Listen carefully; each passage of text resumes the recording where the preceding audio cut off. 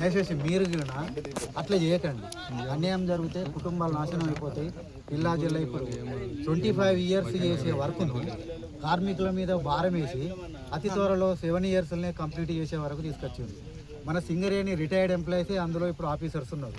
వాళ్ళు కూడా కనీసం మానవత దృక్పథంతో ప్రజల మీద ప్రేమ చూపకుండా హార్డ్ వర్క్ చేసి వచ్చేస్తుంది. రిచ్ గ్రెయిన్స్ లా గ్రెయిన్స్ పూర్ అన్నట్టు మీరు చేయకండి please. I requesting to you. ఎందుకంటే బికాజ్ ఇక్కడ అందరూ కూలినాలు చేసుకొని వ్యవసాయం మీద ఆధారపడి ఉన్నటువంటి శ్రమజీవులు. కష్టపడితేనే రెక్కాడితేనే డొక్కాడుతుంది. 100 ఎకరాలు 1000 ఎకరాలు తాతలు తండ్రులు సంపాదించినటువంటి భూములు లేవు. ఎకరమో 20 గుంటలో 10 గుంటలో ఉంటే ఆంక్షలు పెట్టి జాబు కాడ ఇబ్బంది పెట్టకండి. ప్రతి వారికి చట్టంలో ఏమున్నది, 240 యాక్ట్ ప్రకారం సింగరేణిలో ఫర్ 1 గుంట నుండి 100 lakhs ఎకర్స్ దాకా కూడా ఫర్ జాబ్కి ఎలిజిబుల్.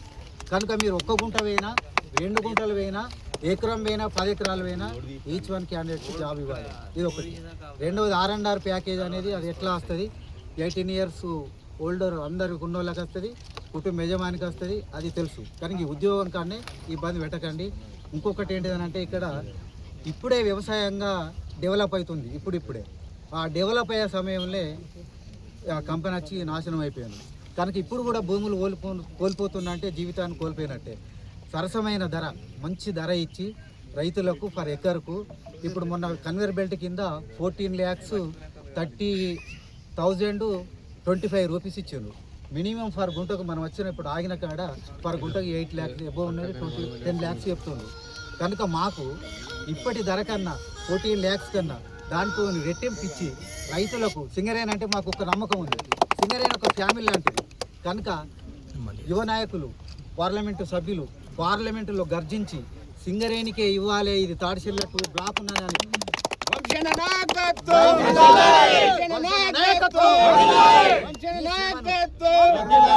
1 minute ఈ శ్రమను మీరు వృధా పోగొట్టకుండా మా కాక వెంకటస్వామి గారు స్వర్గీయులు వారు సింగరేణికే అప్పులలో ఉంటే ఇంట్లో పైసలు ఇచ్చి ఆదుకున్నటువంటి ఒక గొప్ప మహానాయకుడు ఆయన. వారి కడుపులో జన్మించినటువంటి వెంకటస్వామి కుమారులైనటువంటి వినోద్ గారు,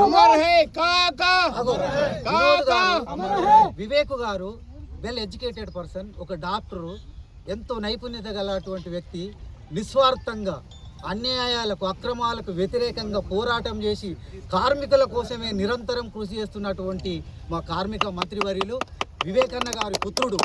అనేకమైనటువంటి వెల్ ఎడ్యుకేటెడ్ ఈజ్ ఆల్సో, గొప్ప చదువులు చదివి మంచి ప్రజల మీద చిన్న వయసుతోని ఒక పెద్దపల్లి పార్లమెంటు నుండి ఒక ఎంపీ అయి ఈ ప్రాంతానికి అనేక సేవలు చేస్తుండు. మొన్న పార్లమెంటులో గర్జించి ఈ తాడిచెల్ల బ్లాక్ 2ను సింగరేణికే ఇవ్వాలి, సింగరేణి ప్రజలది, ఆ ప్రజలంటేనే ప్రేమ, ఆ ప్రేమ అంటేనే అన్నం దొరుకుతుంది, సింగరేణి వాళ్ళు ఎక్కువ మోసం చేయరు, ప్రైవేట్కి ఇస్తే మోసాలు జరుగుతాయి, నా ప్రజలు అన్యాయానికి గురి అవుతారని వారు కేంద్రంలో ఒప్పించి, కేంద్ర మినిస్టర్తో ఒప్పించి లెటర్ ఇప్పించి సాధించినటువంటి ఘనత మా వంశీకృష్ణ గారు. కానీ మరొక్కసారి చెప్తున్నాం, వీరికి మా తాడ్చెల్ల మలార్ మండల్ తరఫున పేద ప్రజలందరి తరఫున కృతజ్ఞతలు తెలియజేస్తున్నాం. జై వివేకన్న, జై వివేకన్న, జై వంశీ, జై వంశీ.